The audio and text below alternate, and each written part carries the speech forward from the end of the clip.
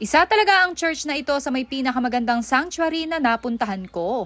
Hi besties! For today's vlog ay ito na nga ang aming day 3 at last gala dito sa Tagaytay City. Hindi na nga rin namin pinalagpas at pinuntahan na nga rin namin ang isa pa sa sikat na pinupuntahan dito sa Tagaytay, walang iba kundi ang Twin Lakes. Isa nga rin daw ito sa best na puntahan dahil nga dito ay makikita mo rin ang perfect view ng Taal Volcano. Dito rin pala ay meron silang tinatawag na Enchanted Garden, kung saan ay matatagpuan mo nga rin ang maliit na grotto na ito. Pati na nga rin itong hanging bridge kung saan pwede nga rin kayong magpa-picture taking. Heto nga't nag-emote-emote pa nga ako dito kahit yung mga kasama ko ay nakasimangot na nga at ayaw na nga magpa-picture.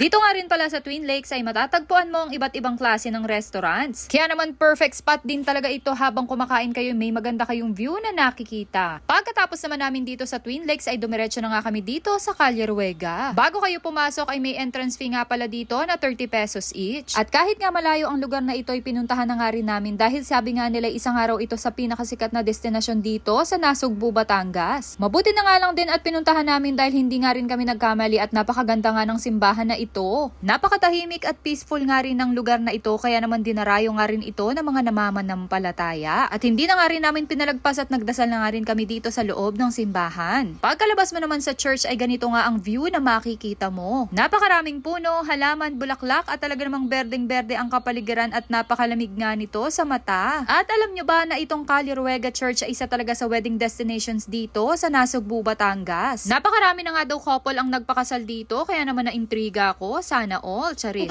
At dahil November 1 nga no mga araw na ito at hindi nga kami makapunta sa aming mga namayapang kamag-anak ay dito na nga lang din namin sila pinagtulos ng kandila at pinagdasal. Pagkatapos naman ay subukan naman nating ikutin kung ano pa nga ang makikita dito sa Calle Ruega. Alam nyo ba na 108 steps na hagdan mo na nga daw ang inyong aakyatin bago kayo makapunta dito sa itaas ng Calle Ruega Church? Itinuro nga lang din sa amin ni Manong na nagtitinda kung saan nga kami shortcut para makarating agad kami dito sa itaas. Pero syempre hindi tayo papayag na hindi nga natin madadaanan yung mga hagdan ng sinasabi nga nila. Tama nga na napakataas at napakaraming hagdan mo nga muna nadadaanan bago ka makaakyat sa church. At dahil hindi namin na-experience ang paakyat kanina kaya heto na lang at pababa ang aming susubukan. May mga nakasabay nga rin kami ditong iba pang turista na dumayo rin dito sa Calle Ruega. At kahit nga marami kayong hagdan na dadaanan ay hindi nga rin kayo maiinip dahil napakaganda nga rin ng kapaligiran at napakaraming puno. Heto nga tuwan-tuwa na nga rin sila dahil nakarating na nga rin kami dito sa ibaba. Patuloy nga lang din kami sa paglalakad at natagpuan nga namin ang iba pang mga turistang ito na nagpapapicture nga dito sa may fountain. At syempre nakigaya rin tayo kaya nagpa-picture din tayo dito.